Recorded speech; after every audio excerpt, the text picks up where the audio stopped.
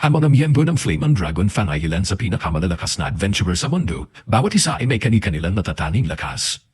Subalit sa puntong iyon ay naroon secret na ang tanging magagawa lamang ay ang mga gawaing bahay kaya't nagtago siya sa likod ng isang pader upang hindi masaktan. Kaso secret ang unang inatake ng Fenner pagdating nito kaya't siya'y tumilapon at ang iba pang miyembro ng pangkat ay naghandang makipaglaban. Inutusan ni Goof si Bandana na pigilan ang Fenner kaya't hinilabas niya ang kanyang wire at iginapos ito, ngunit isang segundo lang at nauntog ng Fenner ang kanyang likod sa pader at karaniwan. Si Bandana ay mananatili na lang sana sa wheelchair habang buhay pero dahil kasama nila si Malphite, siya'y nagamot agad sa loob ng ilang segundo at bumalik sa pag-arap. Ginamit niya ang isang puno para maging angkla sa lupa at binigyan si Goof ng pagkakataon na sintahin ang hulo ng Fenrir kaya't tumalon siya at tinatake ito gamit ang kanyang mahiwagang espada. Tuwang-tuwa ang mga taga-nayon sa pagkatalo ng Fenrir kaya't naghanda sila ng piging para sa pangkat kahit halos wala na silang pera. Subalit lubos na ayaw ni Goof sa pagkain panmahirap at inutos niya kay Kurt na maghanda ng maayos na pagkain para sa kanya at hiniling ni Bandana na gumawa siya ng isang espesyal dahil ito na ang huling araw na makakakain sila ng luto ni Kurt. Hindi naintindihan ni Kurt ang ibig sabihin nila roon kaya tinanong niya si Goof para sa paliwanag at sinabi nito kay Kurt na simula ngayon, siya ay sisantahin at di maintindihan ni Kurt kung bakit siya sisantahin kaya tinanong niya siya kung may nagawa ba siyang mali at sinabi nito na ang problema ay hindi sapat ang ginagawa ni Kurt. Totoo siya ang nag-aasikaso ng mga gawain ng pangkat ngunit bukod doon, siya ay ganap na walang silbi sa labanan at ang mga pangkat ay pinapayagan lamang magkaroon ng 4 na miyembro kaya kung nais nilang maging mas malakas, kailangan nilang palitan si Kurt ng isang makapangyarihang salamangtero o kahit man lamang isang taong kayang lumaban. Nakiusap si Kurt na hayaan siyang manatili sa pangkat ngunit sinipa siya ni Goof sa tiyan dahil sawa na siya sa paglereklamo ni Kurt. Hindi na nila siya kailangan at iyon na ang huling desisyon at kinabukasan. Humalis si Kurt sa nayon mag-isa at walang patutunguhan at walang laman ang kanyang wallet na mas walang laman pa kaysa sa kawalan. Sa kalaunan ay nakarating si Kurt sa lungsod ng Sa at halos ubos na ang kanyang mga barya kaya kailangan niya makahanap agad ng bagong trabaho. Nakita niya ang isang ahensya para sa pansamantalang trabaho at nagpasya siyang subukan ito. Pagpasok niya ay sinalubong siya ng resepsyonista at tinanong siya kung nandoon siya upang humupa ng tao o maghanap ng trabaho. Matapos sabihin ni Kurt na naghahanap siya ng trabaho, ipinalam sa kanya ng resepsyonista na kailangan niyang sumailalim sa isang panayam at pagsusulit sa kakayahan muna. Hiningi sa kanya ang pamunahing detalye tulad ng kanyang pangalan, edad at bayang pinagmulan kaya sinabi niya na ang pangalan niya ay Kurt Rockins, 15 taong gulang, at siya ay mula sa nayon ng Hashtashin Mountains. Hindi alam ni Kel na may nayon sa mga bundok na iyon kaso nagpatuloy siya sa pagtatanong tungkol sa kanyang kasaysayan sa trabaho. Sinabi ni Kurt na siya ay bahagi ng Flame and Dragon Fang ngunit ang ginagawa niya lamang para sa kanila ay mga pamunahing gawaing bahay at kamakailan lang siya ay siniba. Nagulat si Kel na malaman na si Kurt ay bahagi ng S-rank na pangkat at kahit na hindi siya masyadong nakatulong sa kanila, ang pagkakaroon ng pangalan ng pangkat sa kanyang aplikasyon ay tiyak na makakatulong sa kanya na makahanap ng bagong trabaho. Natuwa si Kurt na marinig ito at ang kailangan na lang niyang gawin ay makumpleto ang pagsusulit sa kakayahan upang malaman ni Kel kung ano ang kanyang mga lakas at kahinahan. Ang mga kakayahan sa mundong ito ay mga regalo na ibinigay ng Diyos at kung maswerte si Kurt, maaari niya matuklasan ang isang nakatagong talento mayong araw. Ang mga kakayahan ay may grado mula G-rank hanggang sa Triple rank at napakalaki ng pagkakaiba ng mga grado sa kakayahan. Na ang isa may G-rank sa kasanayan sa espada ay bahagya lamang makakaswing ng espada, habang ang isa may E-rank sa kasanayan sa espada ay madaling makakahati ng bato. Nasasabik si Kurt na malaman kung mayroon siyang talento ngunit sa kasamaang palad, ang bawat combat aptitude sa kanyang papel ay nasa G-rank kaya wala siyang pag-asa na kumuha ng anumang rule sa labanan. Nawala ng pag-asa si Kurt kaso sinabi sa kanya ni Kel na may pagkakataon pa rin na maaaring magaling siya sa isang trade skill tulad ng alchemy o pagpapanday. Bagaman ang teknisyan na humahawak ng mga pagsusulit sa kakayahan ay kasalukuyan nasa bakasyon kaya kailangan bumalik ni Kurt sa susunod na linggo para sa pansusuri. Sinabi niya na hindi siya magtatagal dahil isang piraso na lang ng tinapay ang layo niya sa pagiging walang pera kaya kailangan niya makahanap ng trabaho ngayon din. Naintindihan ni Kel ang sitwasyon ni Kurt kaya't hiniling niya kay Kurt na subukang buhatin ang isa sa mga sandbag doon. Sinubukan ito ni Kurt at nang hawakan niya ang bag at nakaramdam siya ng kakaibang sensasyon, halos parang hinigop ng buhanin ang kaunti niyang mana at dayan paman, naibsan niya ang bag at dahil sapat ang lakas niya para doon at naisip ni Kel na kaya niyang humawak ng trabaho sa konstruksyon. Binanggit niya kay Kurt na ang mag-renovate ng town ay kasalukuyang nangangailangan ng mga manggagawa para tumulong sa pagkukumpuni ng mga pader ng lungsod, kaya maaari siyang makakuha ng trabaho doon kung siya'y magsusulat ng liham ng rekomendasyon para sa kanya. Nagpapasalamat si Kurt sa tulong niya kaya agad siyang tumungo upang makipagkita sa Margrave. Nakita ng Margrave ang liham na nagsasabing nais magtrabaho dito si Kurt ngunit sa totoo lang ay hindi na iniisip na kayang hawakan ni Kurt ang trabaho sa konstruksyon. Pero kailangan niya ang lahat ng tulong na maaari niya makuha kaya nagpasya siyang bigyan si Kurt ng pagkakataon. Inutusan niya si Kurt na haluin ang ilang semento at gamitin ito para kumpunihin ang pader at ang kanyang bayad ay ibabase sa dami ng kanyang nagawa. Babalikan ng Margrave si Kurt mamaya para tignan ang kanyang progreso at sinabi niya kay Kurt na kailangan niya magsimula na agad dahil kung hindi niya nagamit ang kahit kalahati ng isang bariles ng semento sa oras na bumalik ang Margrave, magiging mababa ang kanyang bayad. Nais magtanong ni Kurt dahil hindi nabanggit ng Margrave ang tungkol sa pagbuhos ng mana sa semento upang patibayin ito. Kaso nagpasya siyang manahimik dahil baka pangkaraniwang kalaman na ito. Gayunpaman ay nagulat siya na ang kota ay kalahati lamang ng bariles ng semento dahil mukhang napakadali nito. Kaya't nagpasya si Kurt na gamitin ang kasing dami ng semento na kaya niya bago bumalik ang Margrave. Pagbalik ng Margrave ay nagulat siya na nakita niyang tapos na ni Kurt ang isang buong seksyon ng pader. Humingi ng tawad si Kurt sa kanya dahil maaari pa sana siyang gumawa ng higit ngunit naubos na ang semento niya sa kalagitnaan. Nahihirapan pa rin paniwalaan ng Margrave na talagang nakumpuni ni Kurt ang mahigit sa isang katlo ng malaking kanlurang pader kaya tinanong niya si Kurt kung paano niya nagawang ayusin ang tuktok ng pader at ipinaliwanag niya na hinagis nila ang semento doon at gumamit ng isang stick para mapantay ito. Karaniwan ay tatawa din ng Margrave si Kurt dahil imposible ang tunog noon at nakita ni Kurt na kahit papaano ay nagawa niya magtagumpay kaya't dapat siya ay nagsasabi ng totoo. Tinanong siya ng Margrave kung gaano katagal niya balak magtrabaho doon at sinabi ni Kurt na kailangan niya lang ng trabaho sa loob ng isang linggo. Natuwa ang Margrave na marinig ito at iginiit kay Kurt na sapat na ang nagawa niya para sa araw na iyon kaya maaari na siya umuwi. Wala siyang sapat na pera sa kanya upang bayaran si Kurt para sa lahat ng trabaho na nagawa niya. Kaya binigyan niya ito ng isang maliit na supot ng pera at nangako na ipapadala ang natitira sa pamamagitan ng temp agency. Namangha si Kurt dahil mas marami ang pera sa maliit na supot kaysa sa kanyang kikitain noon habang nagtatrabaho siya sa partido ng mga bayani. Sa susunod na ilang araw ay patuloy na masipat na nagtrabaho si Kurt sa pagkukumpuni ng pader, ngunit biglaan sinabi sa kanya ng Margrave na siya ay tanggal na. Nagtaka si Kurt kung bakit, kaya ipinaliwanag ng Margrave na ang pagkukumpuni ng pader ay upang magbigay ng trabaho sa mga taong nasa kahirapan. Ngunit masyadong mahusay si Kurt kaya't kung patuloy siyang magtatrabaho doon ay wala na matitirang trabaho para sa iba. Hindi galit ang Margrave kay Kurt ngunit sa nakita niya ang kakayahan ni Kurt ay nasa antas na double S, kung hindi man triple S rank kaya mas mabuti pa magtrabaho siya sa Royal Capital o sa iba pa. Binigyan niya si Kurt ng malaking bayad bilang compensation sa biglaang pagtanggal at umalis. Subalit maling naintindihan ni Kurt ang sitwasyon at tinakala niyang gusto lang siyang palisin ng Margrave dahil sa pagiging isang kakilakilabot na manggagawa. Bumalik siya sa temp agency at nakipagkita kay Kel para sabihin na siya ay tinanggal at aabutin pa ng ilang araw bago masuri ang kanyang mga trade attribute. Biglang may nangyaring gulo sa front desk at mukhang may isang babae na sinusubukan na mag-set up ng isang ad para sa recruitment. Kaso binanggit ng receptionist sa desk na walang sino mang kumayag na magtrabaho sa ilalim ng nakakatakot na mga kondisyon na inaalok niya. Gayunpaman ay patuloy na iginiit ng babae na subukan ng receptionist na makahanap ng isang tao at nagsisimula na itong magdulot ng kabuluhan kaya lumapit si Kel upang alamin kung ano ang problema. Ipinaliwanag ng kasamahan ni Kel na nais ng babae na kumuha ng isang menor de edad upang maghukay sa isang bundok na hindi pa nasusuri. Kaso tumatanggi siyang mag-alok ng bayad ng maaga at iginiit na magbabayad lamang siya kung matagumpay ang paghuhukay. Sumang-ayon si Kel na walang sino man sa kanilang tamang pag-iisip ang pumayag sa mga tuntuning iyon kaya sinubukan niyang kumbansihin ang babae na kumuha ng mga investor upang paunlarin ang mina.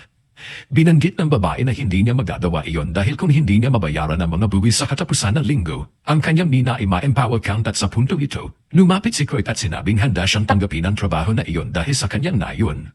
Tumulong siya sa paghuhukay sa mina kaya't mayroon siyang sapat na karanasan. Tinanong siya ni Kel kung sigurado ba siya na gusto niyang tanggapin dahil sa kontratang inaalok ng babae, posibleng hindi siya mabayaran sa lahat. Bago pa man nakasagot si Kurt, pinutol siya ng babae at sinabing umaasa siya na makakuha ng isang malakas na dwarf at hindi isang walang muwang na batang mukhang si Kurt at masama ang kanyang loob na papadawin ito kay Kurt. Subalit ang anumang dwarf ay manangailangan ng bayad na hindi bababa sa 10 pilak at hindi kaya magbigay ng ganung halaga ng babae, kaya't napagpasyahan niyang kunin na lang si Kurt. Habang umaalis si Kurt at ang babae at doon ay nalungkot si Kel sa pagpayag niyang tanggapin ni Kurt ang trabaho dahil sa totoo lang, hindi ito sulit sa oras at sa palagay niya ay mas mabuti pang magtrabaho si Kurt sa isang brothel dahil handa siyang magbayad ng malaking halaga para makasama siya sa isang gabi. Habang nag-iisip siya tungkol kay Kurt ay tinawag siya ng kanyang kasamahan dahil mayroong bank transfer na dumating. Ito pala ang natitirang bayad na ipinangako ng Margrave bilang kabayaran sa lahat ng ginawa ni Kurt sa padel.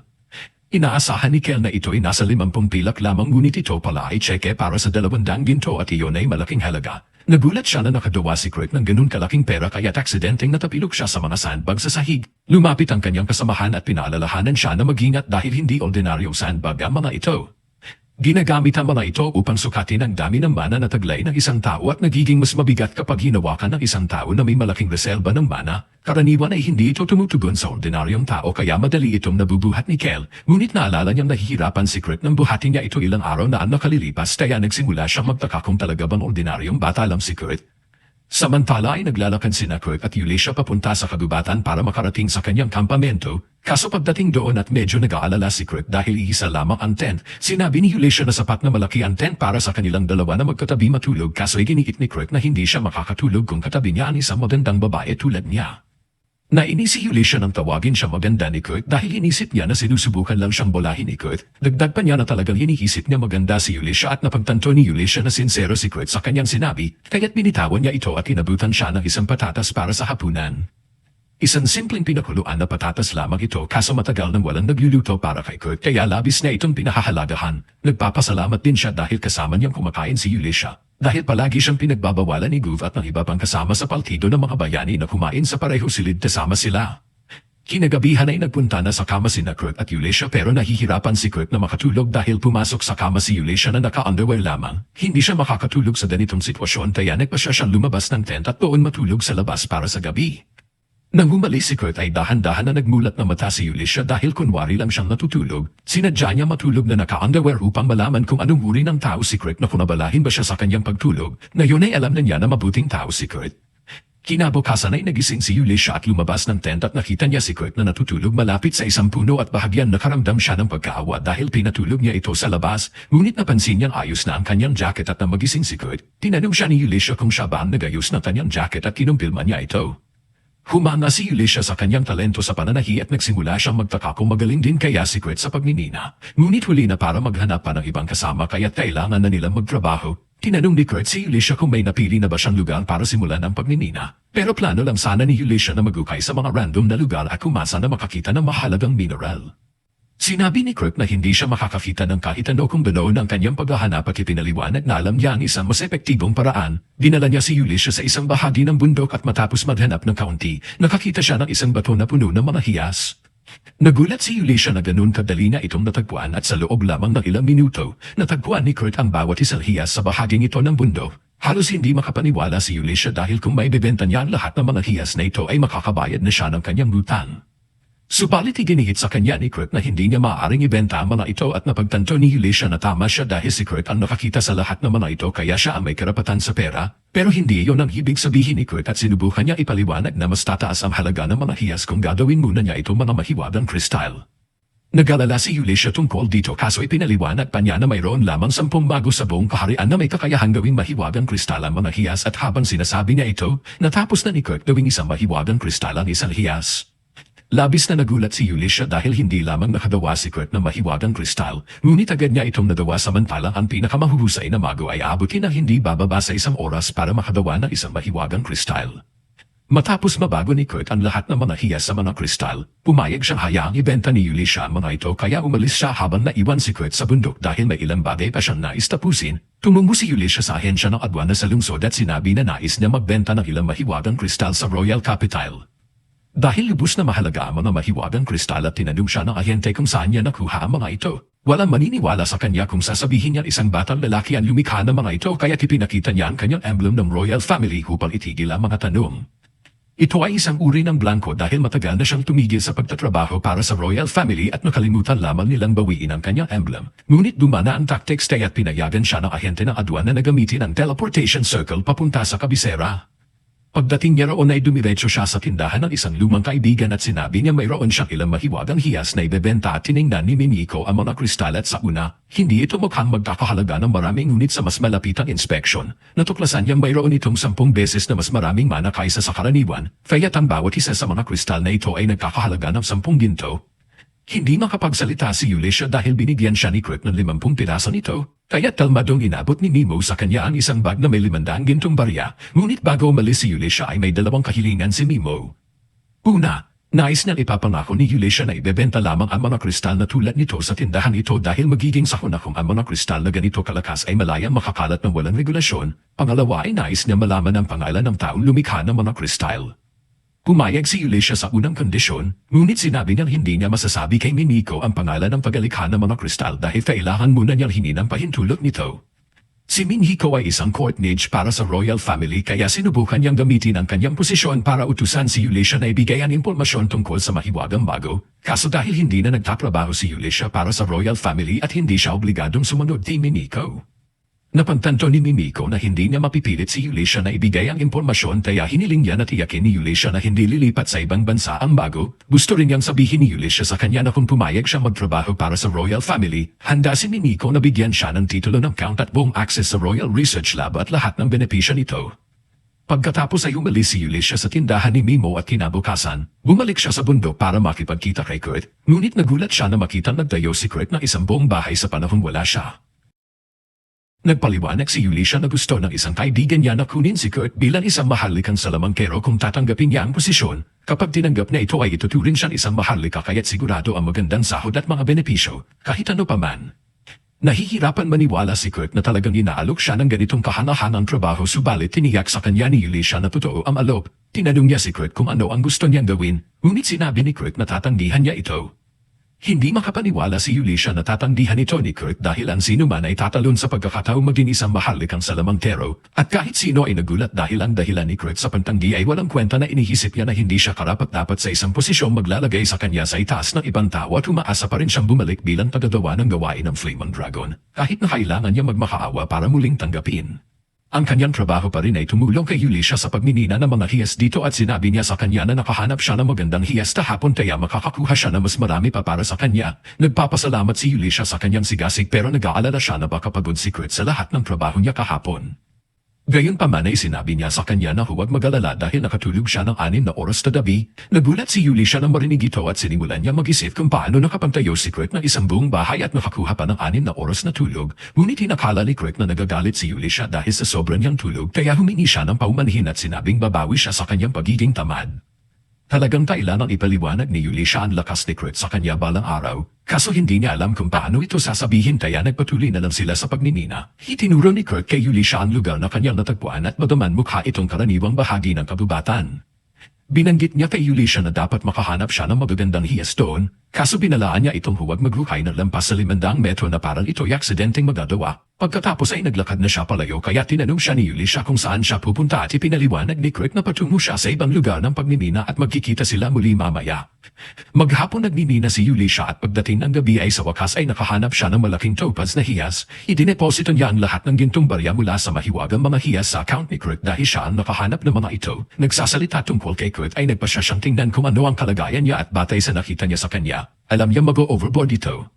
Subalit hindi inaasahan ni Ulysses na magtatayo si Kurt ng isang buong sistema ng tunnel sa loob lamang ng 8 oras. Sa huli ay lumabas si Kurt at sinabi niya kay Ulysses na sa kasamaang palad ay kaunti lamang ang nahanap niyang hiyas na kanyang hinahanap. Ang iba pang nakita niya ay mga walang kwentang bato lamang kaya plano niya itapon ang mga ito pagkatapos niya dito.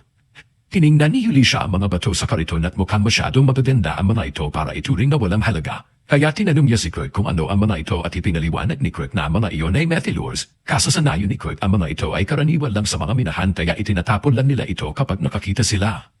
Walang masabi si Ulysses sa kanyang narinig at bukod sa gusto niya malaman kung anong klase ng nayo ng pinanggalingan ni Kurt. Tinanong niya si Kurt kung anong hiyas ang hinahanap niya kung itinuturing niyang basura ang mithril. Hinilabas ni Kurt ang isang maliit na bato at sinabi niya kay Ulysses na hinahanap niya ang orichalcum pero nakahanap lamang siya ng sapat para punuin ang isang maliit na kahon. Kilala ang orichalcum bilang metal ng mga Diyos kaya kahit 1 gramo nito ay nagkakahalaga ng milyon-milyon. Casual lang na nakahanap si Kurt ng isang kahon ng bagay na ito at walang ideya si Ulysses na maaaring makita ang orichalcum sa mga lugar na tulad nito. Ngunit sinabi ni Kurt sa kanya na maaari niya itong mamina kahit saan na kailangan niya lang maghukay ng 8 kilometro sa lupa para makuha ito. Nagpasya si Ulysses na tama na ang pagmimina para sa araw na iyon at dahil sa masakop ng topaz na kanyang nakita ang kanyang mga buwis, tapos na ang kontrata niya kay Kurt at nananahulugan ito na kailangan na maghanap ni Kurt ng ibang trabaho dahil wala pang nagsasabi sa kanya tungkol sa bundok ng ginto sa kanyang bank account. Habang papunta si Kurt sa ahensya ay nakasalubong niya si Bandana, natuwa siya na makita siya ngunit nagtanong siya kung ano ang ginagawa niya roon. Binanggit ni Bandana na hindi na siya bahagi ng Flaming Dragon pero mayroon pang ibang kwento bukod doon. Pagkatapos ng kanilang delikadong misyon, nagpunta si Galova sa isang 5-star hotel na restaurant para kumain ng masarap na pagkain pero kumpara sa pagluluto ni Kurt, parang basura ang lasa ng lahat ng pagkain doon. Nagngit-ngit sa galit si Galuva kaya't sinira niya ang lugar at umalis na hindi nagbabayad. Habang naglalakad siya sa isang estinita at nakasalubong niya si Bandama at sinabi na rito na sobra na ang pagkasira niya sa restaurant. Ngunit ang tanging inaalala lang ni Galuva ay ang pagkakaroon ng masarap na pagkain kaya tinutusan niya si Bandana na hanapin si Kurt at pilitin siyang bumalik kahit na kailangan pambaliin ang mga buto niya para magawa ito. Maliwanag na nawawala sa katinoan si Galuva kaya hindi na nakipantalo si Bandana. Inagaw niya ang kristal ng teleportation ni Galuva at tumakas sa estinita at habang umaalis siya, nakita niya ang mga gwardya ng lungsod na papalapit sa lokasyon ni Galuva at kung walang teleportation ng kristal ay tiyak na maaresto siya dahil sa ginawa niya sa restaurant. Dagdag pa itinawag si Mal ng simbahan kaya opisyal na natapos ang grupo ng Flaming Dragon. Bagamat hindi niya sinabi ang lahat ng detalye tungkol sa pagkalugmok ni Gulnova, nadismaya si Kurt na marinig na nabuwag na ang Flaming Dragon dahil ibig sabihin hindi na siya makakabalik pa. Hindi maintindihan ni Bandana kung bakit gusto pa niyang bumalik sa unang lugar. Ipinaliwanag ni Kurt na marami siyang utang na loob kay Galuva at hindi niya alam kung gaano kasama ang ugali ni Galuva, kaya't malungkot siya na hindi na niya makakasama pa ito. Si Bana sa kabilang banda ay hindi talaga nagmamalasakit kay Galuva dahil takip lamang ito upang mabantayan si Kurt. Dahil papunta si Kurt sa ahensya at inisip ni Bandana na ligtas na ipapalagay na naghahanap siya ng trabaho at kung ganoon niya, may perpektong trabaho siya para kay Kurt. May kaibigan siyang naghahanap ng tulong sa kanyang workshop kamakailan at magiging disenteng trabaho ito dahil master ng Idle Liar ang kaibigan ito. Hilan lamang ang mga master ng Idle Liar sa mundo at sila ay lubos na mahalaga kaya katumbas ng isang Viscount ang kanilang impluensya. Tinanong ni Bandana si Kurt kung gusto niyang tanggapin ang trabaho at pagkarating ni Kurt sa workshop ng Italaya Master. Medyo naguluhan siya dahil mukha lang itong karaniwang bahay at kumatok siya sa pinto at isang maliit na elf na babae ang sumagot. Nagulat si Kurt dahil hindi niya inaasahan na ang Italaya Master ay isang maliit na batang babae kaso ipinaliwanag ni Michelle na siya ay assistant lamang ng Master. Kaya't sinabi ni Kurt na nandito siya para sa trabaho at natuwa si Michelle dahil kailangan niya ng lahat ng tulong na maaari niyang makuha. Inatay niya si Kurt sa kusina at pagpasok niya at naamoy niya ang masansan na amoy ng locker ni Davy Jones. Humingi ng paumanhin si Michelle dahil magulo ang lugar pero walang tigil ang trabaho sa kanya ng master kaya wala pa siyang pagkakataong linisin ito. Biglang tinawag ng master si Michelle kaya tumakbo siya palayo at hiniling kay Kurt na tulungan siyang linisin ang kusina. Medyo nadismaya si Kurt dahil akala niya ay matutulungan niya ang Italaya Master. Kaso simple lang naman ang mga gawaing bahay para sa kanya kaya sinimulan niya ang trabaho. Makalipas ang 30 minuto ay nalinis ni Kurt ang buong kusina at hindi talaga sinabi sa kanya ni Michelle kung ano ang susunod niyang gagawin kaya nagumpisa siyang maglibot sa mga pasilyo habang hinahanap siya. Nakahanap siya ng isang pinto sa isang pasilyo kaya pumatok siya at sinabi ng babae sa loob na pumasok siya. Ngunit nang pumasok si Kurt ay nakita niya ang babae na halos walang damit sa kama. Nagulat siya at humingi ng paumanhin sa pagkakadambala subalit hindi naman ito ikinagulo ng babae na makita siya ni Kurt sa ganitong ayos. Ipinaliwanag ni Kurt na hinahanap niya si Michelle kaya sinabi ng babae na nasa basement si Michelle. At manghaalis na sana si Kurt para hanapin si Michelle ngunit napansin niya ang isang madilim na malkas at siya ng babae. Nakilala niya ito bilang isang sumpa kaya tinanong niya ang babae kung maaaring niyang tingnan na malapitan. Binigyan siya ng pahintulot kaya't lumapit si Kurt at sinimulang madamaan sinumpang lugar. Karaniwang sinisira ng ganito mga sumpa ang mga internal na organo sa apektadong lugar kaya dapat ay napakahirap para sa babae na kumain. Ngunit lumalabas na buo pa rin ang kanyang tiyan kaya nagalok si Kurt na gumawa ng pagkain para sa kanya. Samantala ay nakipagkita si Yulisha kay Mimiko para pag-usapan ang tungkol sa mayat hilak o rakalam na natagpuan ni Kurt. Hindi pa rin niya ito ginawang mga mahiwagang kristal na yung pagkakataon at ang halaga nito ay mahigit pa sa 50,000 gintong barya kaya nagsisimula na mag-alala si Yulisha. Tinanong niya si Meika kung ano sa palagay niya mangyayari kapag nalaman ng mga tao ang tungkol sa kakayahan ni Kurt. Sa pinakamagandang sitwasyon ay maaaring i-kidnap si Kurt at pilitin na maging alipin. Sa pinakamasamang kaso ay maaari siyang patayin dahil sa pagiging malaking banta. Tinanong ni Mimi si Yulisha kung ano ang plano niya kay Kurt at hanggang ngayon ay iniisip pa rin niya na ihanda siya upang maging isang master ng Atelier. Sa ganitong paraan ay magkakaroon siya ng sapat na kapangyarihan na walang sino man ang makakapagsamantala sa kanya at plano rin niya maging bodyguard niya kaso mahihirapan siyang pumayag si Kurt sa lahat ng ito dahil masyado siyang makapal upang napagtanto kung gaano siya kahusay talaga at mas malala pa. Palagi niyang minamaliit ang kanyang sarili. Kailangan gawin ni Yulisha ang isang bagay bago pa mapahamak si Kurt. Samantala ay katatapos lang ni Kurt magluto ng lugaw para sa babae na kilala niya kanina nang biglang lumabas sina Michelle at ang master ng itilim na si Elia mula sa basement. Pareho silang nagulat na hindi na isang panganib sa kalusugan ng kusina at lalo na nanalinas si Tony Kurt sa maikling panahon. Napansin ni Elia na nagluluto si Kurt ng lugaw kaya ipinaliwanag ni Kurt na sinabi ng babaeng nakilala niya sa isa sa mga kwarto na siya ay gutom. Mukhang may pag-aalala si Elia na nakilala ni Kurt ang babaeng iyon kaya pinapangako niya kay Kurt na huwag sabihin kahit kanino ang tungkol sa kanya. Nangapo si Kurt kaya sinabi ni Elia na maaari na siya umuwi sa araw na iyon at binigyan siya ng 3 pilak na barya. Nagulat si Kurt na binabayaran siya ng ganun kalaki para lang sa paglilinis ng kusina, kaso binanggit niya na nararapat ito dahil sa sipag ng kanyang trabaho at hiniling sa kanya na bumalik kinabukasan. Makalipas ang ilang sandali ay pumunta si Elia sa kwarto ng babae dala ang lugaw na niluto ni Kurt para sa kanya at pinaalalahanan niya na hindi siya dapat makita ng ibang tao. Bukod dito ay hindi mukhang banta si Kurt kaya hindi iniisip ni Elia na kailangan niya mag-alala na baka ilabas niya ang sekreto. Hindi pa rin kumakain ito kaya hiniling ni Elia na maghintay muna siya ng 1 minuto. Habang sinusubukan ni Elia ang lugaw para sa lason at sinabi ni Lee na hindi na kailangan iyon, sandali lang siyang nakausap ni Kurt subalit binanggit ng kanyang intuition na mabuting tao si Kurt at bukod dito, walang punto na malalason siya dahil malayo na ang narating ng sumpa. Nabuhay siya sa paghihinala sa lahat ng nasa paligid niya kaya kahit ngayon lang, gusto niya magtiwala ng lubos sa isang tao at naiintindihan ito ni Elia kaya hinayaan niyang kainin ni Lee ang lugaw. Pero pagkatapos ng unang kagat ni Lee ay bigla siyang pinagpawisan ng sobra at bumagsak sa sahig. Akala ni Elia na talagang nilason ni Kurt ang pagkain kaya handa na siyang maghanap at patayin si Kurt pero biglaang tumayo si Lee at sinabing ayos lang siya. Sa katunayan ay mas maganda pa ang pakiramdam niya kaysa dati dahil nasira na ang sumpa. Hindi alam ni Elia kung paano proseso ang nangyari dahil hindi basta-basta nababasag ang ganitong klase ng sumpa pero walang duda na nabasag ito ng pagkain na niluto ni Kurt. Sa parehong sandaling iyon ang lihim na organisasyon na naglagay ng sumpa kay Lee ay nagpulong dahil nalaman nila na nabasag ang sumpa. Umaasa sila na gagamitin ito para patayin si Lee mula sa malayo, ngunit ngayon ay kailangan nilang gumamit ng mas radikal na mga hakbang. Kinalaunan ng gabing iyon ay pumunta si Elia at Lee sa tindahan ni Nini dahil may mahalaga silang pag-uusapan. Tinanggal ni Lee ang kanyang hood at pagkafita sa kanyang mukha ni Mini, nakilala nila siya bilang ikatlong prinsesa ng bansa. Ipinaliwanag ni Elia na ang malakas na sumpa ay inilagay kay Lee bilang tangka na patayin siya at di nila sigurado kung sino ang nasa likod nito. Kaso si Lee ang tanging anak sa pagitan ng hari at prinsesa Fran mula sa kaharian ng Gurumako, kaya ang kanyang paghiral ay parang simbolo ng kapayapaan sa pagitan ng dalawang bansa at malinaw na sinusubukan ni Selma na magsimula ng digmaan.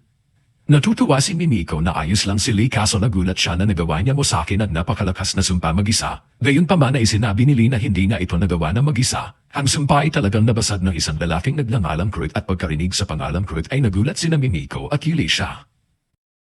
Nakikita natin na si Alicia ay nahihirapan pa rin paniwalaan na ang sumpan matagal nang nagpapahirap kay Lee ay nabasag lang dahil sa isang mangkok ng lugaw. Sa ngayon ay alam na niya na nakakatawa ng mga kakaibang bagay si Kurt, pero iniwan niya lang ito mag-isa ng kalahating araw at naligtas agad nito ang prinsesa. Balak nilang gantimpalaan si Kurt balang araw dahil sa kanyang tulong pero bago iyon, iniisip ni Mimiko na mahalaga munang hanapin ang taong responsable sa sumpa. Karaniwan ay may mga kontrasumpang spell sa kwarto ni Lisa kaya't sigurado may gumalaw sa mga ito bago siya nasumpa. 3 tao lang sa kaharian ang may access sa kwarto ni Lisa noon, si Son of Ariscats ang general ng Royal Expedition Force, si Tristan Maynol, ang obispo ng simbahan at si Isidora ang ikatlong reyna ng kaharian.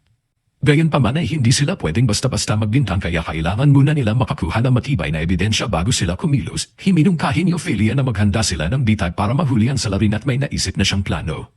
Kamakailan lang ay nag-15 years old si Lee kaya't ayon sa kaugalian ng hari ay kailangan niya umalis ng bahay at mansanay ng 1 taon. Ang mga taong nasa likod ng tangkang pagpatay ay tiyak na susubukan na lapitan siya muli. Kaya balak ni Ophelia na gumawa ng isang huwad na Italaya Master at sabihin na doon ipinadala si Lee para mag-training.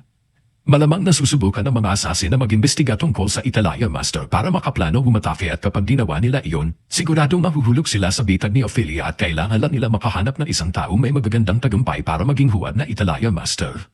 May naihisip na silang perpektong tao at ipinakita ni Alicia kay Ophelia ang isa sa mga magic crystal na ginawa ni Kurt. Pagkakita pa lang niya sa crystal ay sigurado na siya iyon ang pinakamataas na kalidad ng crystal na nakita niya. Samantala kinabukasan ay bumalik si Kurt sa bahay ni Ophelia para magtrabaho, pero pagdating niya ay may nakita siyang sulat sa pintuan na nagsasabing wala si Ophelia at nakasalubong niya si Michelle at tinanong kung ano ang nangyayari. Ipinaliwanag ni Michelle na pagkatapos umalis ni Kurt kahapon na bigla na lumabas si Ophelia kasama si Lee at mula noon ay hindi pa sila bumabalik. Dahil dito ay wala si Kurt madawa kaya umalis siyang dismayado at nagtungo sa guild para kumain. Habang kumakain siya ay narinig niya ang grupo sa katabing mesa na nagpapanik dahil nagkasakit ang kanilang porter at kung wala ito, hindi nila makakaya ang kanilang susunod na misyon. Wala na rin silang oras para mag-post ng anunsyo para sa bagong porter kaya mukhang kailangan na nilang i-cancel ang misyon. Pag-isipan ito ni Kurt at sigurado siyang kaya niyang gawin ang trabaho ng porter kaya't lumapit siya sa mesa nila at nagpakilala. Sabi niya ay narinig niya ang usapan nila at kahit na mahina siya sa labanan at tiwala siya na magiging kapakipakinabang siya sa grupo bilang porter, humalma si Sena sa ideya na magiging porter si Kurt dahil hindi raw kayang gawin ng isang payat na bata ang ganoong kabigat na trabaho. Pinalo siya ni Kurt sa ulo at humingi ng paumanhin kay Kurt sa bastos na asal ng kapatid niya pero kahit siya, hindi rin kumbinsido na kakayanin ni Kurt ang pagiging porter at isa kasi itong trabahong na nangailangan ng lakas, lalo na't ang misyon nila ay tungkol sa mga golem na may timbang na higit sa 200 kilo. Pero sabi ni Kurt ay madali lang para sa kanya ang buhati ng 200 kilo at para patunayan ito ay binuhat niya agad si Danzo at si Ken sa harap nila at parang wala lang kahit si Ken ay nakasuot ng armor na higit 150 kilo ang bigat at napatunayan ni Kurt na kaya niya talaga. Kaya pumayag ang grupo na kunin siya bilang porter. Habang papunta sila sa lugar ng misyon na isa-isa silang nagpakilala kay Kurt, si Ken ang heavy warrior ng grupo pero kahit may dala siyang espada at madalas ay kamay lang ang gamit niya at si Danzo naman ay isang samurai at si Sena ay isang ranger. May isa pa silang kasamahan pero kasalukuyan may sakit kaya kinailangan nilang kumuha ng kapalit na si Kurt.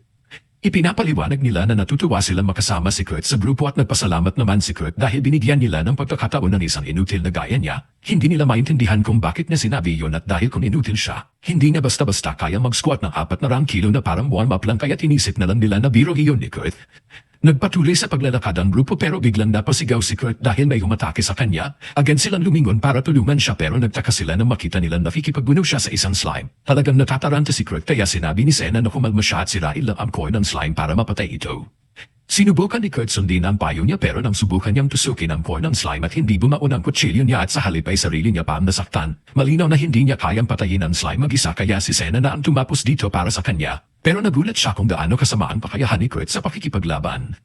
Binanggit naman ni Kurt na halos wala siyang laban na kakayahan pero hindi niya inakala na ganito ito kaglabe. Humingi ng paumanhin si Kurt dahil sa pagiging walang silbi pero sinabi ng lahat sa kanya na huwag siyang mag-alala dahil ang trabaho niya bilang porter ay dalhin ang mga gamit mula sa misyon kaya pwede niyang iwan sa kanila ang lahat ng pakikipaglaban.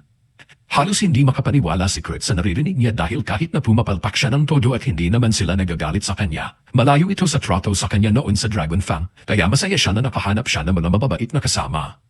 Kalaunan ay nakarating sila sa kuweba pero madilim sa loob kaya't naglagay si Sena ng blue moss para magbigay ng ilaw. Lumiwanag na ang kuweba at napansin ni Kurt ang dumi sa isang bato kaya tinanong niya si Sena kung dapat ba siyang mabahala.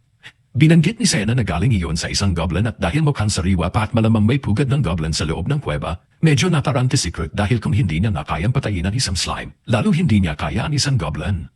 Pero sinabi ni Kurt na huwag siyang mag-alala dahil kaya nilang hawakan ang ilang goblin. Gayunpaman kung makasalubong sila ng isang buong hukbo ng goblin ay tiyak na wala silang laban, kaya dapat nilang iwasan iyon sa lahat ng paraan.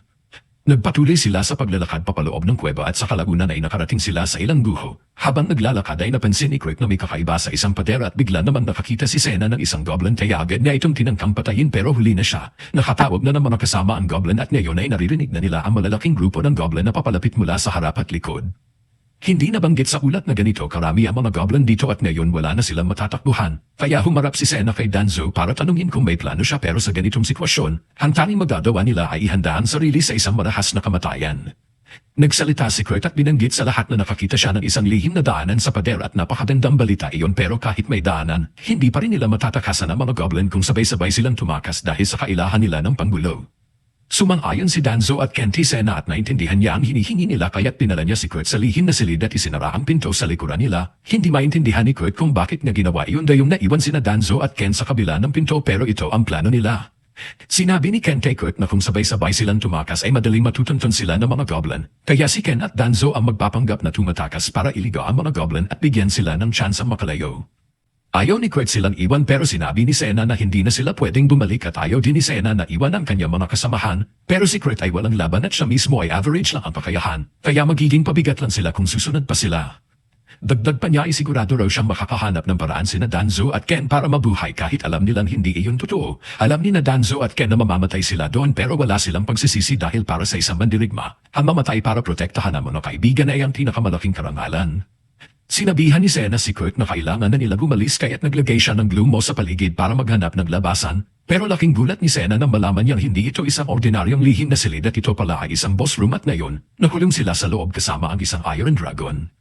Samantala sa bayan naman ay gustong makita muli ni Lee si Kurt kaya hiniling niya kay Ulicia na dalhin siya sa tinutuluyan nito. Pagkatapos buksan ni Ulicia ang kandado at pumasok silang dalawa sa kwarto ni Kurt pero laking gulat nila na makita nilang wala siya roon. Bigla nilang narinig ang boses ng isang tao na nagsabi na kung si Kurt ang hinahanap nila. Nagpunta raw ito sa isang misyon sa hilagang sila ng mga kuweba. Walang ideya si Ulicia kung sino ang nagsasalita kaya dali-dali siyang lumabas ng kwarto para harapin ang tao na iyon. Pero paglabas niya ay wala na si Bandana. Nalito si Ulysses sa nangyari pero kung totoo na nasa hilagan sila ng mga kuweba si Kurt, baka nasa panganib siya at ayon sa kalaman ni Ulysses ay kamakailan lang ay may isinagawang programa para sa pagpatay ng mga goblin malapit sa mga kuweba, kaya maaaring may mga nakaligtas na goblin na nagtayo ng pugad doon. Sinabi ni Ulysses kay Lee na maghintay siya roon dahil pupuntahan niya si Kurt para tulungan, pero iginiit ni Lee na sasama siya at ayaw sana ni Ulysses dahil delikado ang isama ang isang prinsesa sa kuweba na puno ng halimaw. Pero matagal na nagsasanay ng mahika si Lee mula pagkabata kaya kampante siya na kaya niya ipagtanggol ang sarili niya. Bukod pa rito ay tungkulin ni Ulysses na bantayan siya kaya magiging mas delikado kung iiwan siya mag-isa. Sa huli ay pumayag si Ulysses na isama si Lee at nagtungo silang dalawa sa kuweba dahil sa sariwang glumos sa mga dingding ay alam nilang may dumaan kamakailan. Nag-cast si Lee ng sensory enhancement spell sa sarili niya at hinakala ni Ulysses na gagamitin niya ito para makinig sa paligid kung nasaan si Kurt. Pero laking gulat niya nang napadapa si Lee at nagsimulang amuhin ang paligid. Kahit 10 minuto lang silang magkasama noon at sapat na iyon para maalala ni Lee ang amoy ni Kurt. Matapos mag-amoy-amoy ay nakuha niya ang bakas ni Kurt at narinig din niya ang tunog ng labanan sa may pasilyo kaya agad niya itong inihulat kay Ulysses at binigyan siya ng stat boost para makatulong. Matagal na nakikipaglaban sina Danzo at Ken sa mga goblin pero halatang hindi na sila magtatagal kung hindi sila matutulungan. Sa kabutihang palad bago pa sila malubhang masugatan ay dumating si Ulysses at pinatay ang lahat ng goblin sa isang mabilis na atake. Samantala sa loob ng lihim na silid ay napaluhod si Senna sa pagkatalo dahil alam niyang wala siyang laban sa Dragon Golem. Humingi siya ng paumanhin kay Kurt dahil nadamay siya sa gulong ito at sigurado mamamatay na silang dalawa. Pero sinabi ni Kurt na wala siyang dapat ipag-alala dahil sanay na siyang humarap sa ganitong klase mga nilalang. Lumapad si Kurt palapit sa dragon at nang papaluan na siya nito ay tumalon siya sa ere at lumapag sa buntot nito. Gumamit siya ng kanyang dagger at sa isang magaan na tapik lang ay natanggal niya ang buong buntot ng dragon. Sinundan niya ito sa mga braso at binti ng dragon at pinutol lahat ng walang kahirap-hirap.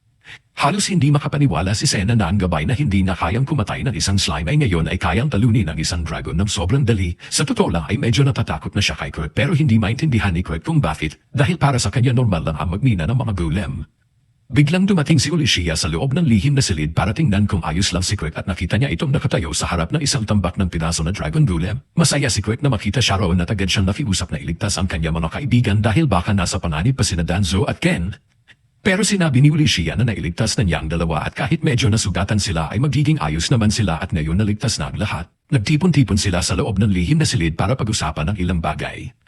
Una ay nagpasalamat sina Ken at Danzo kay Ulysses dahil kung hindi dahil sa kanya, siguradong patay na sila pero iginihit ni Ulysses na hindi nila kailangang mag-alala tungkol doon at ang mas mahalaga ay may gusto siyang sabihin kay Kurt. Habang buhat-buhat ni Kurt ang ilang bahagi ng dragon at ibinahagi ni Ulysses na magbubukas siya ng bagong Italayo shop at tinanong niya si Kurt kung gusto nitong maging bahagi nito.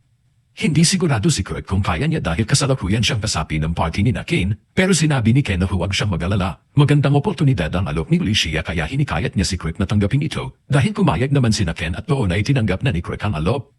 Binanggit din ni Ulysses na kailangan niyang kumuha ng ilang adventurer para protektahan ang Italayo shop kaya tinanong niya si Kurt at ang iba kung gusto nilang kunin ang posisyon. Binanggit nila ikatutuwa nila iyon.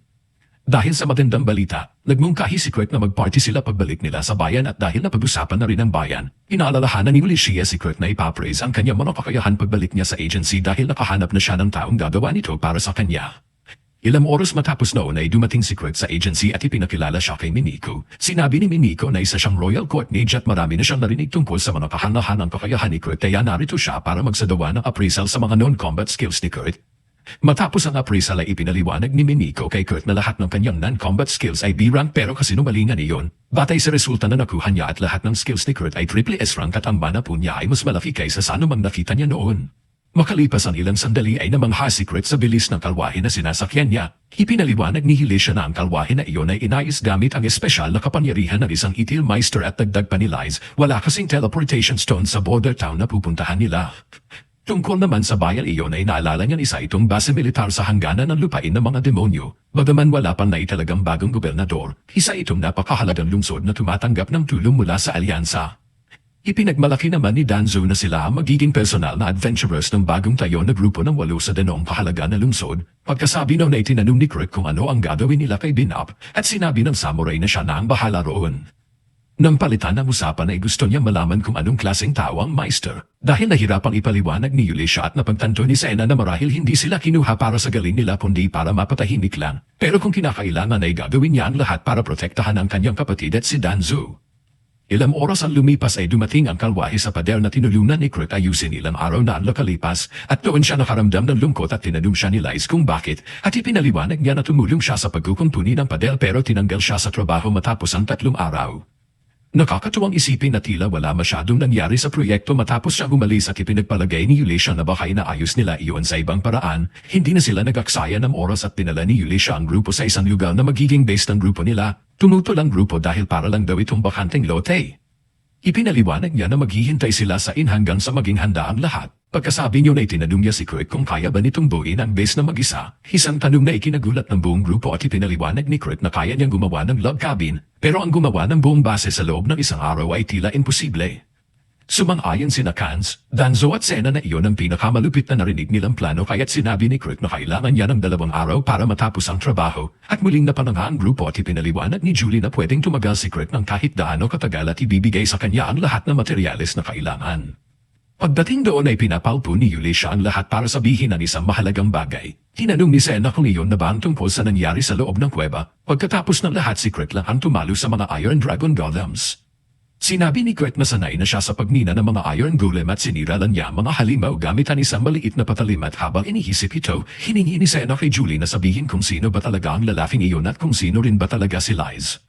Unang nagpakilala si Julie bilang isang adventurer na dati ay naglingkod sa royal family. Sumunod namang nagpakilala ang isa pang babae bilang si Lislat Hameros. Ipinakita niya ang palamuti sa kanyang patalim at ibinunyag na siya pala ang ikatlong prinsesa ng kaharian subalit pansamantalang itinatago ang kanyang pagkatao dahil sa ilang dahilan.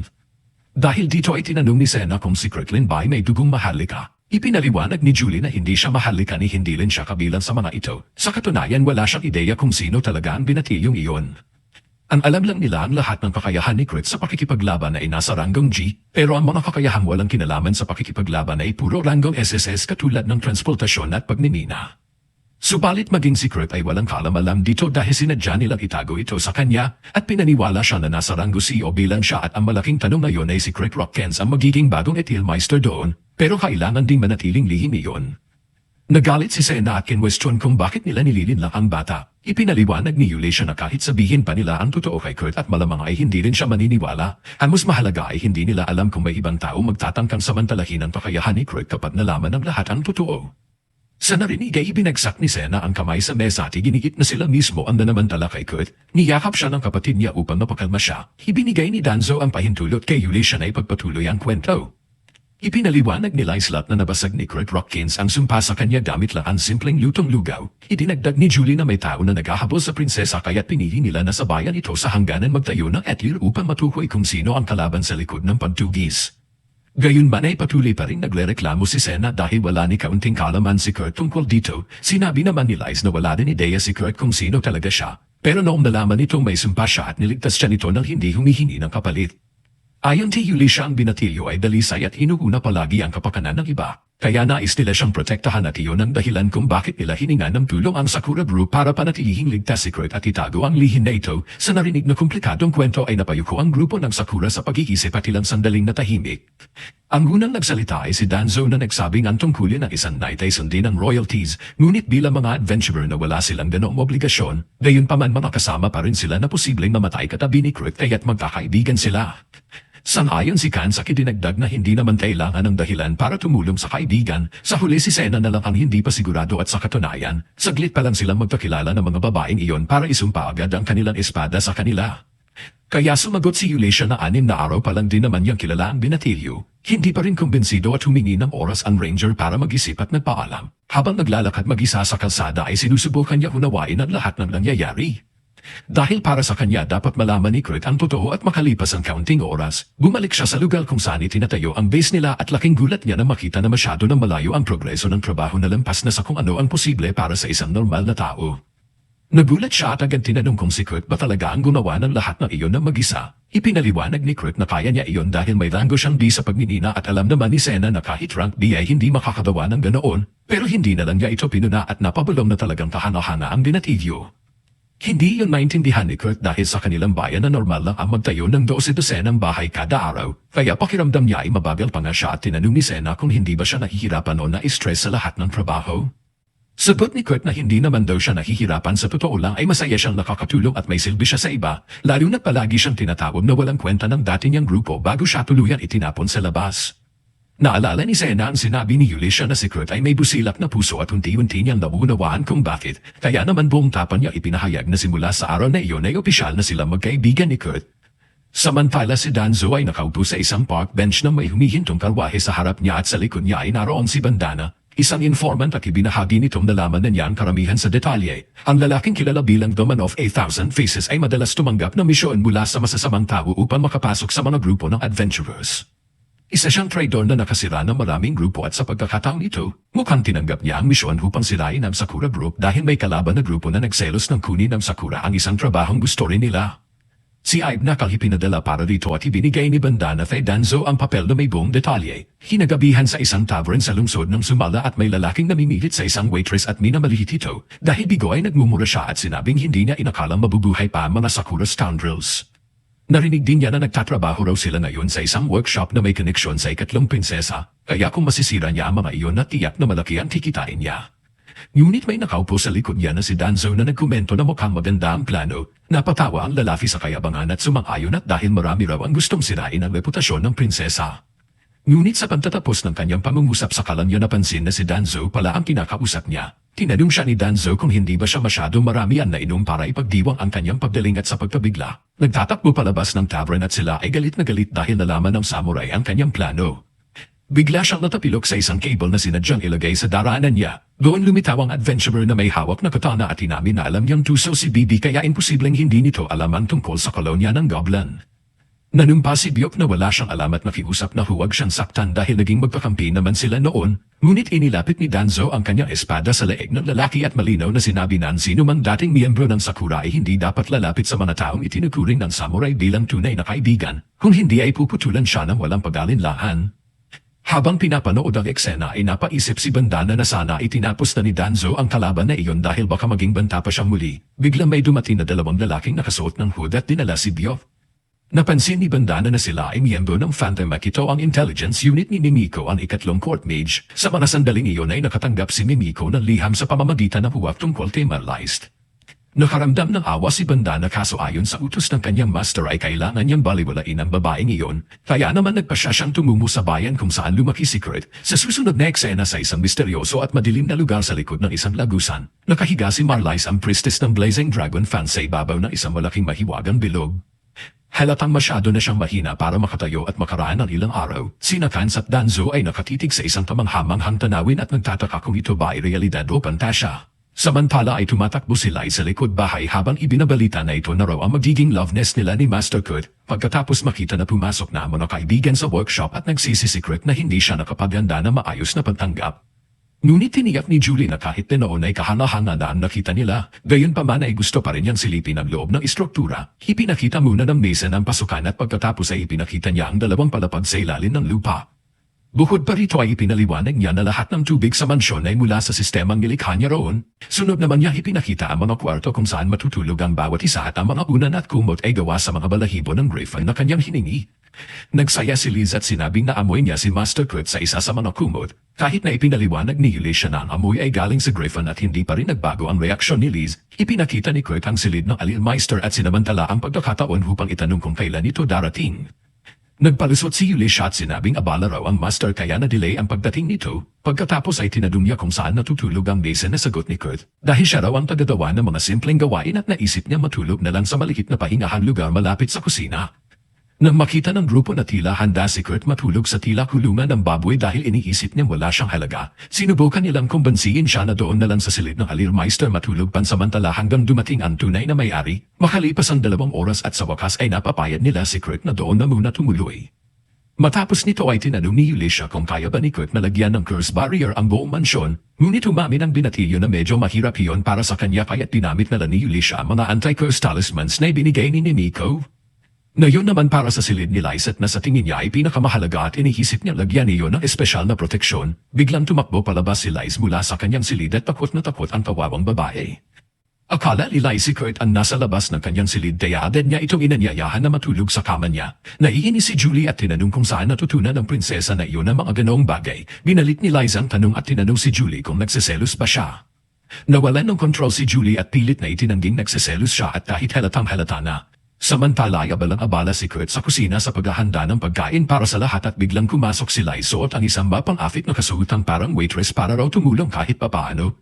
Ayon naman kay Kurt na medyo nagtataka rin siya pero sinabi raw ni Liz na normal lang daw ang kasuotan niya iyon sa kanilang bayan. Sa sandaling iyon ay bumukas ang pinto ng kusina dahil naamoy ni Sena ang bagong lutong tinapay. Pero nagulat siya sa suot ni Lizla kaya agad siyang napakunot noo. Kinumpilma naman ni Kurt na may tinapay nga sa oven at magiging normal na iyon tuwing umaga sa bahay na iyon nang tanungin niya kung mas gusto ba ng mga babae ang kape o tsa at kumikislap ang mga mata ni Elisha at agad niyang naisip na si Kurt ang perpektong asawa sa bahay. Dahil dito ay bigla niya linais na mapasa kanya si Kurt bilang asawa. Pagdating ng oras ng kainan at siya ang unang nagpuri sa pagkain ng may labis na kasiyahan, si Sena naman ay tumingin lang pero halatang nasiyahan din siya at habang si Danzo ay nagsabing ramdam niyang pinuno siya ng enerhiya ng pagkain. Nang tanungin kung nasaan si Kurt ay ipinaliwanag ni Liz na lumabas ito upang maglinis at may dala itong basahan at ayon kay Kurt, may kung sino raw na nagsulat-sulat sa loob ng mansyon. Alam ni Elisha na malamang ang tinutukoy ni Liz ay ang curse protection kaya dali-dali siyang tumakbo upang tigilan si Kurt. Nabanggit kasi ni Mimiko noon na hindi na maaaring alisin ang mga talisman kapag ito'y nailagay na ngunit pagdating niya sa silid ni Liz, nakita niyang nililinis na ni Kurt ang huling malka sa pintuan. Nang tanungin niya kung sino raw ba ang gumawa ng kalat sa koridor, napaluhod si Elisha sa lungkot at ipinaliwanag na iyon ay gawa ni Rabisky na isang misteryosong tao na madalas panggitin sa mga chismis. Ayon kay Elisha malamang ay nakita ni Rabisky si Liza kisinulat ang mga malka para lang makuha ang atensyon niya. Naniniwala si Kurt sa kwento at nagkomento na laging may siraulo para sa lahat ng bagay. Pero mas mabuti raw na sabihin ito kay Liz. Dahil dito ay napaisip si Julie na kahit hindi niya nabanggit ang tungkol sa mga assassin na humahabol kay Liz, na yun nawala na ang mga talisman na kilang araw pa bago dumating si Neniko. Kailangan niya makahanap ng ibang paraan para maprotektahan ang prinsesa. Ilang araw ang lumipas mula noong insidente at sa kabutihang palad ay walang naganap na pag-atake sa buhay ni Liza. Laking ginhawa ni Elisha na makita maayos ang kalagayan ng prinsesa kahit na binura ni Kurt ang mga magic circle na nagtataboy ng sumpa. Inihisip niya kung ito ba ay dahil hindi alam ng kanilang mga kalaban ang kinaroroonan nila o baka naman dahil ang mga luto ni Kurt ay siyang pumapawi sa lahat ng sumpa nang hindi nalalaman ng iba at dumating na rin sa lungsod si Mimiko at pinalawak niya ang kanyang network ng mga spy upang mahuli ang kanilang mga kalaban. Kaya inihisip ni Elisha na maaari silang makapahinga ng panandalian. Pagkatapos ay tumikim siya ng cake na ginawa ni Kurt at nawalan siya ng katinoan sa sobrang sarap nito. Pinuri rin ni Liz ang cake at sinabi ni Kurt na ginamit niya ang rice flour sa paggawa nito at sinabi ni Liz na mahusay si Kurt sa paggawa ng mga pagkain mula sa bigas dahil ang kanyang rice porridge ang siyang nagalis ng kanyang sumpa. Hiling niya kay Kurt na ipagluto siya nito ng porridge tuwing siya ay masumpa. Ngunit sinabi ni Kurt na hindi na kailangan iyon dahil hindi na siya madadapuan muli ng sumpa at nagulat si Elisha sa narinig at tinanong si Kurt kung paano siya nakasisiguro. Dayong dati ay sinabi niya na mahirap gumawa ng barrier na panlaban sa mga sumpa. Ipinaliwanag ni Kurt na mahirap na gumawa ng barrier sa loob ng gusali dahil ang mismong gusali ay isang barrier na sumasalamin sa lahat ng sumpa. Hindi siya makakagawa ng isa pang barrier sa loob nito kaya niya nasabi noon ang ganoon at dagdag pa niya. Binago niya ng kaunti ang function ng barrier. Sa halip na ibalik ang sumpa sa gumagamit ay pinapaliwanag nito ang tao dahil ayaw niya may masaktan dahil sa sumpa. Agad na umalis si Elisha upang ipaalam ito kay Miniko at sa iba pa. Samantala ay tinanong ni Kurt si Liz kung gusto niyang sumama sa palimili. Nalungkot si Liz sa narinig dahil kahit gustong-gusto niyang sumama, hindi siya maaaring lumabas ng gusali para manatili sa kaligtasan at sa kabilang banda, sina General Alred at ang kanyang assistant ay nagpapatrolya sa mga pader ng lungsod dahil sa makapal na fog na nakapalibot dito. May kutobang general na may masama na mangyayari ngunit sinabi ng kanyang assistant na hindi dapat sila masyadong mag-alala dahil maayos na na-repair ang mga pader ng lungsod. Paalala pa niya na siya mismo ang nagsilbing project supervisor. Sinagot naman siya ng general na ginawa niya iyon upang masisigurado na walang mga spy ng kalaban ang gumawa ng kasirahan sa seguridad ng lungsod. Samantala sina Mimiko, Elia at Elisha ay nakakita ng isang gumagamit ng sumpa na patuloy na nagliliwanag kahit napatay na. Sinabi ni Mimiko sa kanila na patay na ito at nang matagpuan ng mga spy niya ang lalaki. Sinabi ni Elia na nakadawa si Kurt ng isang napakalakas na barrier na sumasalamin ng sumpa. Kahit patay na ang target at sabi niya na kung makikipagtulungan ng lubusan si Kurt sa kanila, maaari nilang malutas ang problema sa loob lamang ng isang araw. Ngunit tumuto si Elisha dahil ayaw niya ilagay sa panganib si Kurt. Biglang narinig nila ang alarma ng lungsod na tumutunog dahil papalapit na ni isang hukbo ng mga kalansay na halimaw sa pader ng lungsod. Natarante sina General Alred at ang kanyang assistant sa nakita pero agad nilang tinipon ang mga sundalo. Nagpasya si Alred na manatili at ipagtanggol ang lungsod kahit hikakamatay niya at inutusan niya ang kanyang assistant na ilikas ang mga tao. Ngunit biglang naglakad ang mga kalansay papasok sa pader at naglaho. Nalito ang lahat sa nangyayari at pati na sina Yulisha at ang iba pa na matanggap nila ang hulat mula sa mga spy. Biglang naisip ni Yulisha na naglalaho ang mga halimaw matapos silang maabsorb ng kanlurang bahagi ng pader, ang bahagi na ni-repair ni Kurt. Hindi nagtagal ay naabsorb ng pader ang hunang grupo ng mga halimaw ngunit marami pang paparating. Ang nasa likod ng pag-atafe ay si Marlies at ang healer ng dating party ni Kurt na ipinatapon ng bishop matapos maaresto ang kanilang party leader. Sinubukan ni Marlies ipaliwanag na wala siyang kinalaman doon kaso sinabi ng bishop na nagdala siya ng kahihiyan sa simbahan. Gayunpaman ay binigyan siya ng pagkakataon para makabawi at ma-promote bilang opisyal na pari. Sabik si Marlies na malaman ang misyon kaya't binuhusan siya ng bishop na mamahaling alak.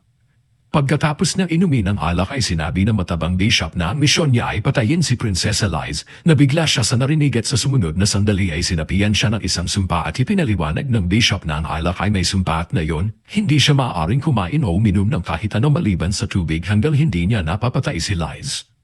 Tinanggap ni Marlies ang misyon at iniisip na dapat niyang sundin ang bishop dahil ito ang kinatawan ng kanilang Diyos. Ngunit hindi nagtagal ay napagtanto niya na ang bishop pala ay nakipagkasundo sa isang demonyo upang patayin si Lies, ngunit huli na para bawiin ang kanyang desisyon.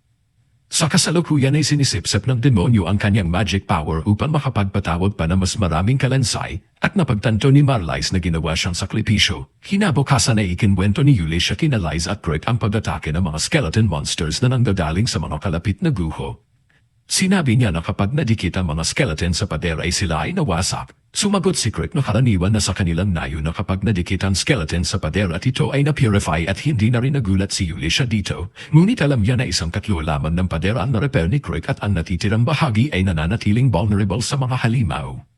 Biglang nagkaroon ng ideya si Yulia at sinabi niya kina Lies at Kurt na manatili sa loob ng gusali habang siya naman ang pupunta sa mga guho upang linisin ang pinagmumulan ng mga halimaw. Nag-volunteer si Kurt na sumama kay Yulisha. Ngunit sinabi nito sa kanya na hindi siya marunong lumaban at ang pamunahing tungkulin niya ay protektahan si Lies. Pagkatapos ay pumunta si Yulisha sa bagyo at kinuha ang mga magic crystal na ginawa ni Kurt dahil kasama ito sa plano niyang gamitin laban sa mga halimaw. Sumunod nito ay dinala ni Yulisha sina Mimiko at Ophelia sa barracks ng mga knight kung saan nabala si Alre sa pag-iisip ng estratehiya para ipagtanggol ang lungsod. Nagulat si Alre nang makita ang maraming matataas na tao roon at ipinaliwanag ni Yulisha na naroon silang lahat upang tiyaking ligtas si Princess Lies. Agad na dumiretso si Yulisha sa pakay at sinabi kay Alre na kailangan niya maliligaw ang mga halimaw at buksan ang 100 papunta sa guho para siya na makakasira sa pinagmumulan ng problema. Sinabi ni Alre na masyadong delikado iyon pero ipinakita ni Yulisha sa kanya ang mga magic crystal at sinabi na sapat na mga iyon para matapos ang trabaho. Pumayag si Alre na sundin ang plano niya ngunit nagpasya siyang sumama rin sa pagsalakay sa guho kasama si Yulisha habang inihiwan ang pagtatanggol sa lungsod sa kanyang deputy. Pumunta sila sa tarangkahan ng lungsod at nadatna ng isang napakalaking hukbo na 100 monsters sa harapan nila. Sinabihan ni Yulisha ang lahat na ipikit ang kanilang mga mata habang inihagis niya ang isang magic crystal sa mga ito. Sa oras na mapadikit ang crystal sa isang zombie ay naglabas ito ng matinding liwanag na agad nag-purify sa lahat ng mga halimaw sa paligid. Pati si Yulisha ay nagulat sa bisa ng magic crystal. Ngunit wala siyang oras para magsayang kaya agad siyang sumugod kasama si Alre.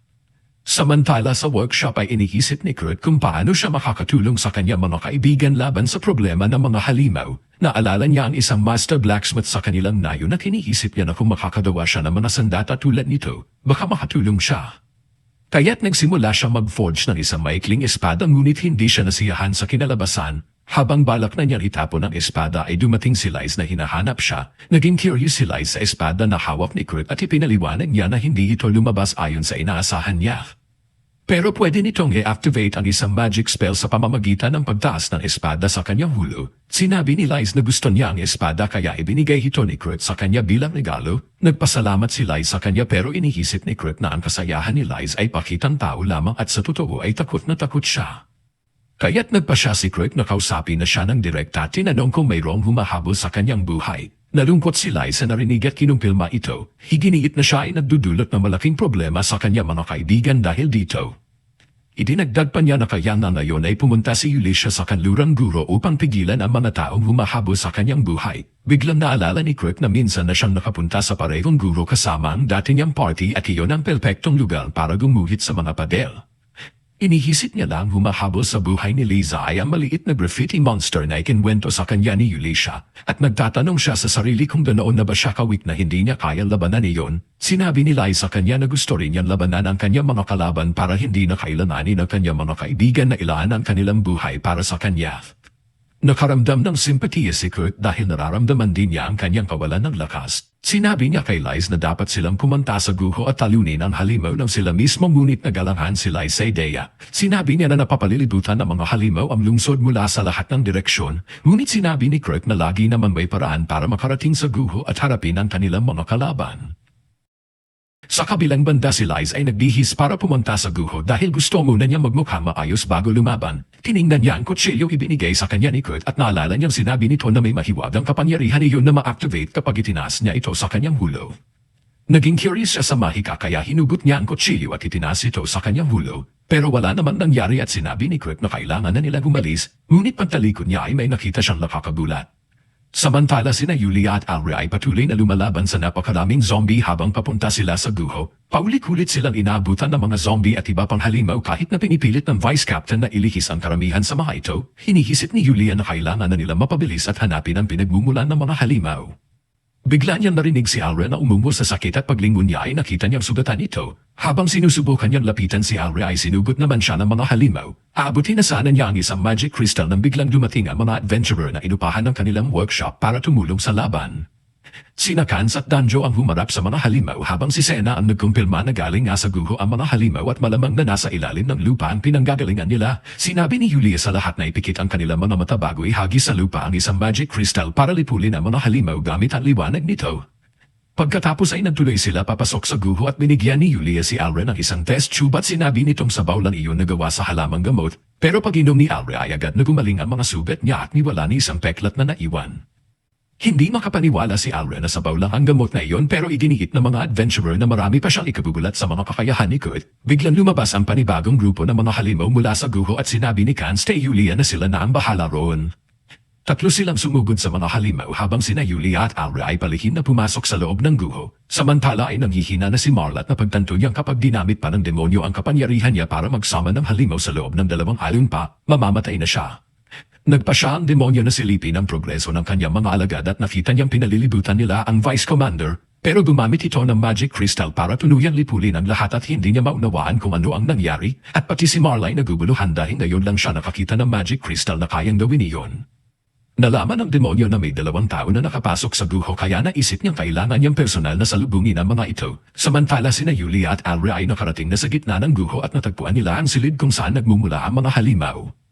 Inihagis ni Yulia ang isang magic crystal sa sahig at biglang naglaho ang lahat ng halimaw, pero hindi pa rin sigurado si Yulia kung natapos na ba niya talaga ang ugat ng problema at habang naglalakad silang dalawa, biglang lumitaw ang demonyo upang salubungin sila. Sabi ni Yulia na siya na ang huling kalaban na kailangan nilang talunin kaya agad siyang sumugod. Inihagis niya ang isang magic crystal sa ere at pinag-slash ito dahilan para magkaroon ng malakas na liwanag, pero hindi yon sapat para paalisin ang demonyo. Binanggit ng demonyo kay Yulia na kung wala lang siyang walang hanggang buhay na delikado sana talaga ang atake niya. Biglang umatake si Alre kay Demon Lord pero hindi ito umiwas at agad gumaling ang mga sugat niya at sabi ng demonyo kina Yulia at Alre na hindi naman sila masama para sa mga tao. Sabay ipinakita sa kanila ang imahe ng mga kabalyero na nahihirapan sa pakikipaglaban sa mga halimaw. Tinawag niya silang mga tanga dahil inilalagay nila sa panganib ang buhay nila para lang protektahan ang syudad at ang prinsesa. Pero sinabi ni Alre na hinding-hindi hahayaan ang kanyang mga kabalyero na gawin ng isang demonyo ang gusto nito. Nagpa siya ang demonyo na tapusin na sila at nagsaman siya ng malalakas na halimaw. Sabay sabing hindi kayang pigilan ng mga adventurer sa gate ang mga ito at sa huli ay aabot din sa pader ng syudad at wawasakin ito. Sina Yulia at Alre ay sabay na umatake habang abala pa ang demonyo sa pagiging kontrabida. Pero pinulot lang nito ang sariling hulo at ibinalik muli na parang laruan. Nagsimulang matakot si Yulia dahil anuman ang gawin nila ay parang hindi talaga nasasaktan ng demonyo, at kung sakaling makalusot ang mga halimaw sa depensa ng syudad, maraming inosenteng tao ang mamamatay.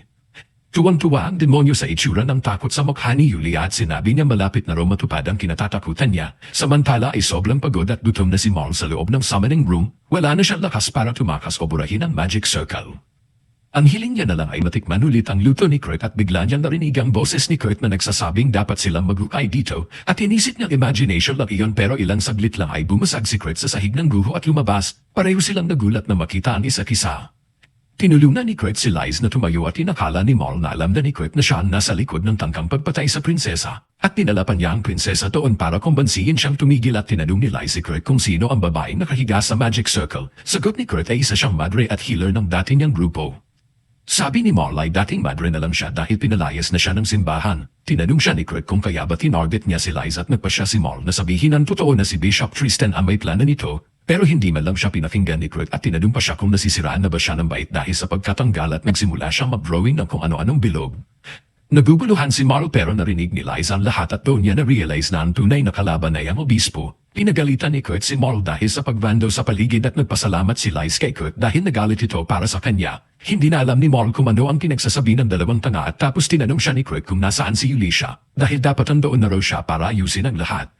Sabi ni Marley nasa itaas ito kaya't nagpa siya si Kurt na puntahan siya. Sinabihan niya si Liz na manatili muna roon para ligtas siya pero nagboluntaryo si Liz na siya na lang ang aakyat para salubungin si Yulia. Ipinaliwanag niya kay Kurt na hindi na ito kailangang mag-alala dahil ang taong gusto siyang patayin ay nasa harap lang niya at hawak niya ang kutsilyong ibinigay nito sa kanya kanina.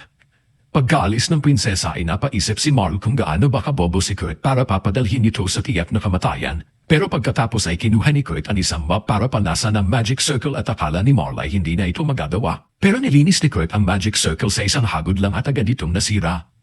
Nararamdaman din ito ng demonyo at napilitan siyang umiwas sa atake ni na Yulia at Alred dahil hindi na siya immortal. Napansin ito ng dalawa kaya't sinubukan ni Yulia na gumamit ng Magic Crystal laban sa kanya. Pero mabilis itong pinatalsik ng demonyo mula sa kamay niya. Idineklara ng demonyo na papatayin na niya sila agad pero biglang dumating si Liz. Nagulat ang lahat sa pagdating niya pero hindi na nagsayang ng oras ang demonyo at agad siyang sinaksak ng direkta sa puso. Bumagsak si Liz sa lupa at nagpanik si Yulia at tumawa ang demonyo at sinabing tanaraw ang prinsesa dahil tinulunan pa siya nitong matapos ang kanyang misyon. Pero biglang nagliwanag ang katawan ni Liz at naging mga paru-parong gawa sa liwanag. Lahat ay naguluhan sa nangyari at doon lumitaw ang tunay na Liz sa likod ni na Yulia at Alria. Hindi makapaniwala ang demonyo na ilusyon lang ang tinamaan niya dahil ramdam na ramdam niya na parang totoong tao iyon. Binanggit ni Liz na iyon ay dahil sa kutsilyong ginawa ni Kurt para sa kanya. Ipinaliwanag niya may kapangyarihan ng kutsilyo na lumikha ng perpektong ilusyon na kaya maisahan kahit sino. Agad siyang muling inatake ng demonyo pero ilusyon din pala iyon. Ang tunay na Liz ay lumitaw sa tabi ng Magic Crystal at binasag ito at napasigaw sa sakit ang demonyo habang winawasak siya ng liwanag. Narinig ni Kurt ang sigaw mula sa ibaba at nagtatakang tanong niya at ano na naman ang nangyayari. Samantala ang mga halimaw na nasama ng demonyo ay bigla ring naglaho kasabay ng kanyang pagkamatay. Lahat ay nakahinga ng maluwag.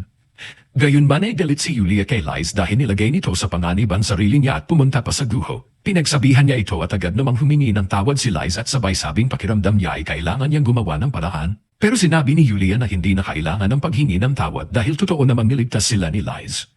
Sumang-ayon si Alria at nagpasalamat sa prinsesa dahil sa pagligtas ng kanyang buhay. Pero sabi ni Liz na huwag na siyang tretuhin parang royalties at sinabi niyang pareho nilang ginawa ang lahat para protektahan ang syudad at nangakong bibigyan sila ng gantimpala. Agad namang humiling si Alria ng napakaraming alak para makapag-party sila ng mga kasama niya.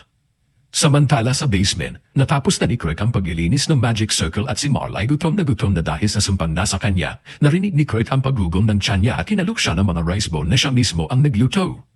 Akala ni Marl ay may susukalan din niya ang pagkain dahil sa sumpa, pero gusto pa rin niya matikman ang luto ni Kirk kahit sa huling pagkakataon, pagkakagat niya sa rice bowl at laking gulat niya dahil sobrang sarap nito at agad ding nawala ang sumpa. Hindi makapaniwala si Marl pero bigla na lang nagkaroon ng saysay sa kanya kung paanong nabubura ni Kirk ang Magic Circle. Napagtanto niyang si Kirk ang talagang nagpo-protekta sa grupo nila simula pa noon, pero hindi nila ito pinahalagahan.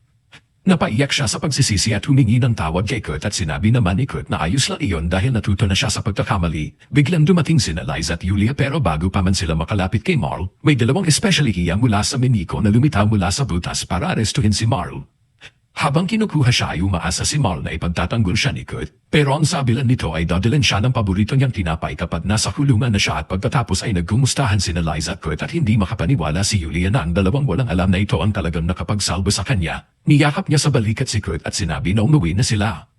Kinagabihan ay may salo-salo para sa lahat ng mga kabalyero. Abalang-abala silang kumakain na parang walang ibang iniintindi at nag-aalala si Kurt dahil siya ang nagluto. At sa tingin niya ay pinipilit lang kainin ng mga kabalyero ang pagkain dahil wala man lang nagsasalita.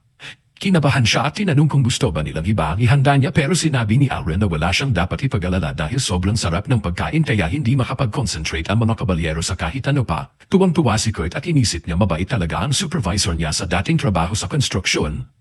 Pero laking gulat niya nang malamang ang supervisor pala ay ang general ng syudad. Tinanong siya ni Alren kung gusto ba niya ang syudad at sagot ni Kurt ay sobra daw kasi maganda at maayos ito at sabi niya siguro dahil iyon sa mahusay na pamamahala ng general. Biglang dumating ang assistant at binanggit na pangit mag-manage si Alre at tinulak na lang siya ni Alre para manahimik. Biglang may fireworks show na nagsimula at nabighani ang lahat at natuwa si Kurt na marinig ang mga papuri nila, lalo na siya ang naghanda ng fireworks. Bigla ring napansin ni na Alre at ng assistant niya na gumaling na ang mga sugat nila mula sa laban kanina. Tinanong ni Kurt kung bakit sila nagugulat at sabay sabing common sense naman daw na nawawala ang sugat pagkatapos na masarap na pagkain.